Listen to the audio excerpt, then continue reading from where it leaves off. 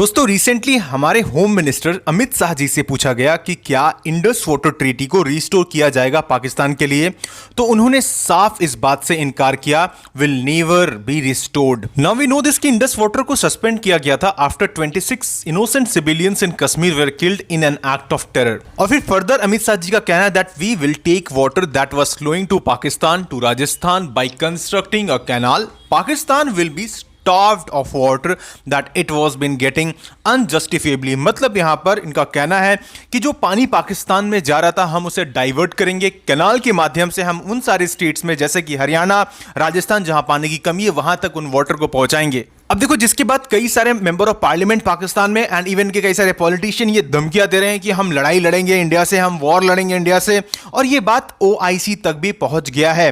तो आइए इन सारे डेवलपमेंट को हम इन डिटेल समझते हैं और इंडस वाटर ट्रीटी को भी समझेंगे। So many things to understand here, but before that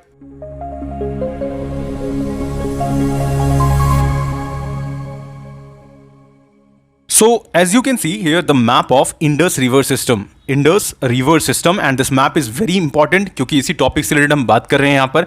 तो इसे एक बार देख लेते हैं और इसके साथ ये मेंस के लिए काफ़ी ज़्यादा इंपॉर्टेंट हो जाता है क्योंकि इस साल बहुत प्रोबेबिलिटी है कि आपसे इंडस वाटर ट्रीटी के ऊपर में क्वेश्चन बन जाए। तो इस टॉपिक को हम अच्छे से समझते हैं यहाँ पर।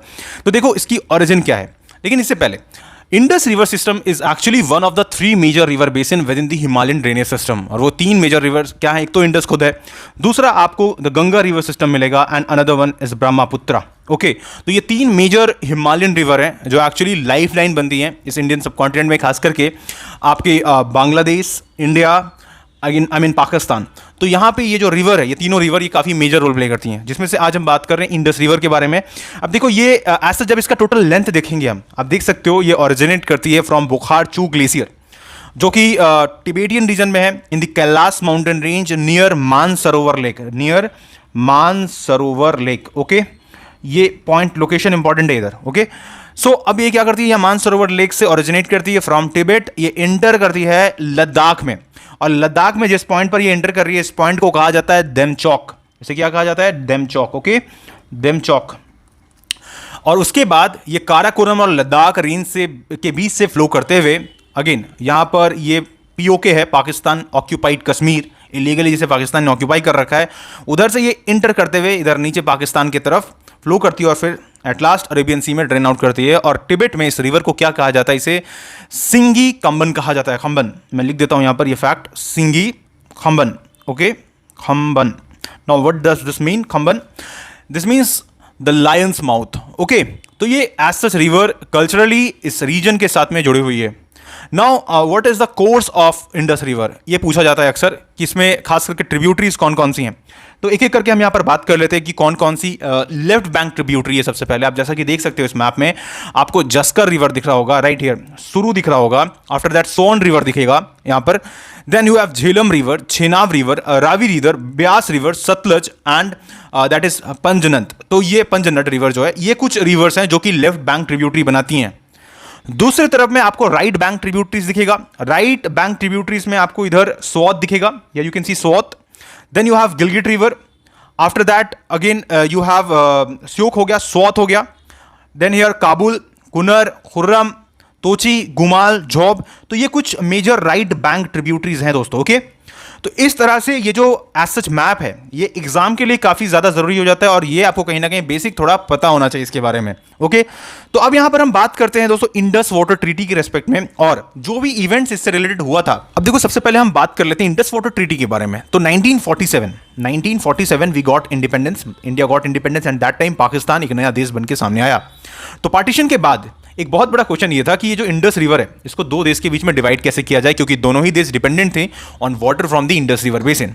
और इनिशियली ये डिसाइड किया गया कि एक अकॉर्ड साइन हुआ basically, and that was inter dominion accord, inter dominion accord. Okay, तो ये 1948 में सामने आया, 1948 में, जहां पर ये कहा गया कि पाकिस्तान इंडस रिवर का वाटर यूज करेगा, मतलब it required that India to provide water to Pakistan in return for annual payment, annual payment के बेसिस पे।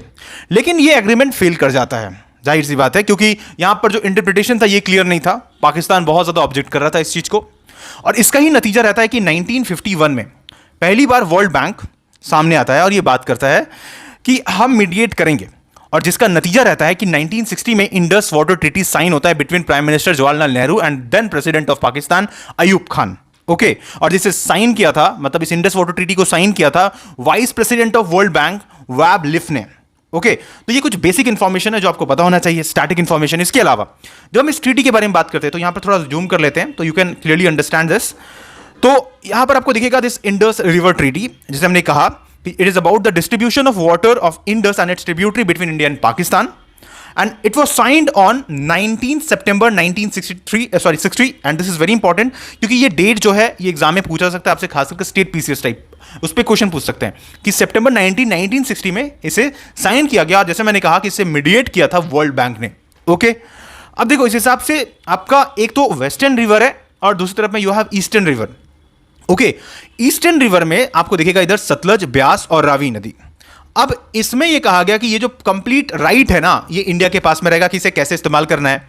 दूसरी तरफ में चेनाब, झेलम एंड इंडस, तो यहां पे इंडिया को लिमिटेड राइट दिया गया कि इंडिया कुछ यहां पर irrigation and run of the river power plant बैठा सकता है, जहां पर वाटर को फ्लो करने दिया जाएगा, पानी को छोड़ा जाएगा, रोक के नहीं रखा जाएगा।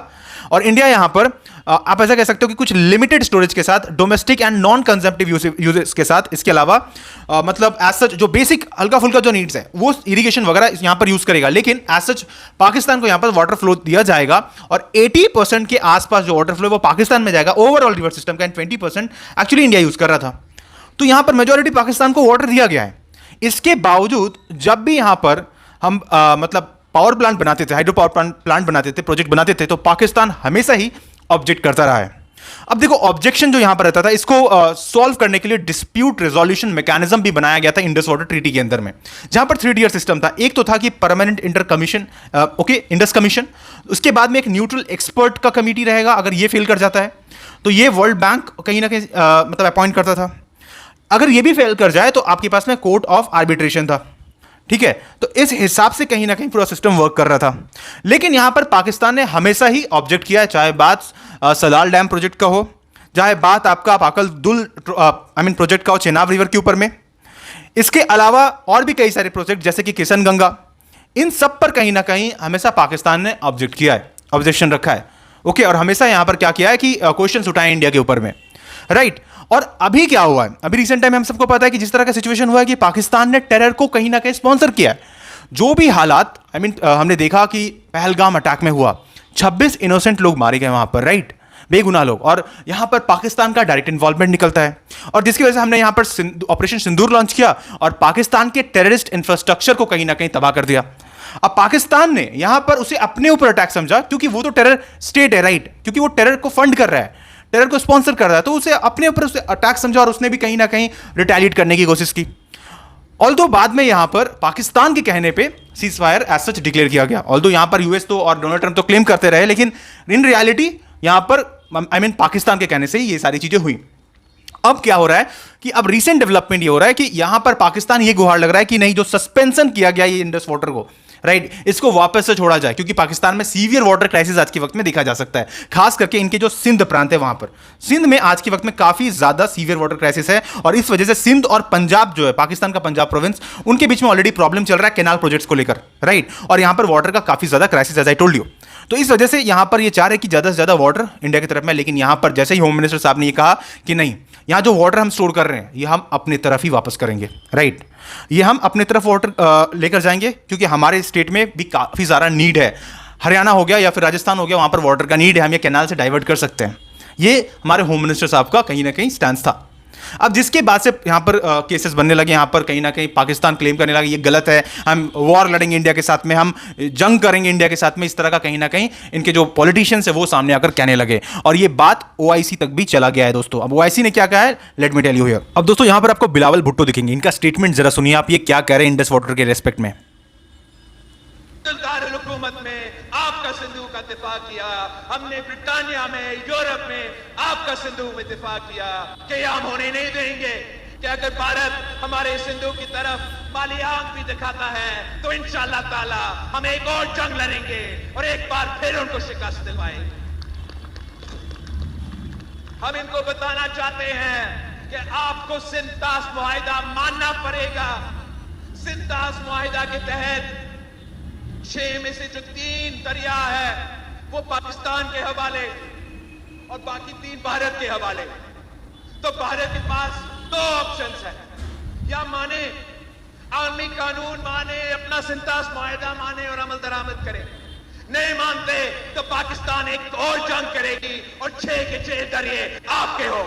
और फिर इसके बाद OIC, organisation of Islamic cooperation, जिसमें टोटल आपको 57 मुस्लिम कंट्रीज दिखती हैं, राइट, इस्लामिक कंट्रीज हैं। अब इन्होंने क्या किया है कि जो ये इंडस वाटर ट्रीटी, इसके रेस्पेक्ट में डिस्कशन किया है, पाकिस्तान को सपोर्ट किया है और कहा है कि देखो पीसफुली यहाँ पर दोनों ही कंट्रीज को क्या करना चाहिए, नेगोशिएट करना चाहिए, बायलैटरली यहाँ पर बात करना चाहिए। तो ये सब चीज़ कहीं ना कहीं यहाँ पर बात किया गया, डिस्प्यूट को पीसफुली सॉल्व करने की बात की गई है। अब इससे देखो OIC का जो ये डबल स्टैंडर्ड ये दिखता है, क्योंकि इंडिया ने डायरेक्टली इस चीज़ को कहा है कि देखो हम उस देश के साथ में बात नहीं कर सकते हैं जो टेररिज्म को सपोर्ट करता है, जो टेररिज्म को स्पॉन्सर करता है। तो India slams OIC for ignoring threats of terrorism emanating from Pakistan, right. तो इस तरह के डेवलपमेंट चल रही हैं। अब देखो पाकिस्तान अगर यहां पर बौखला के कुछ स्टेप्स लेता है तो उस केस में उसे मुंह तोड़ जवाब दिया जाएगा, राइट। तो अब देखो पाकिस्तान यहां पर धीरे धीरे करके पैनिक में आ रहा है, क्योंकि जो वाटर क्राइसिस है ये पाकिस्तान में सीवियर हो रही है। अब जिसकी वजह से देखो कई सारे डेवलपमेंट्स होंगे आने वाले वक्त में, and I will come up with updated lectures for you guys. आपको क्या करना है, जुड़े रहना है श्रीराम साइयस के साथ में। अगर आपने अभी तक सब्सक्राइब नहीं किया दोस्तों इस चैनल को, तो जल्द से जल्द सब्सक्राइब कर लो इसी तरह के और भी इंटरेस्टिंग और अपडेटेड लेक्चर्स के लिए। ओके, तो मिलते हैं अगले लेक्चर में। Thank you so much.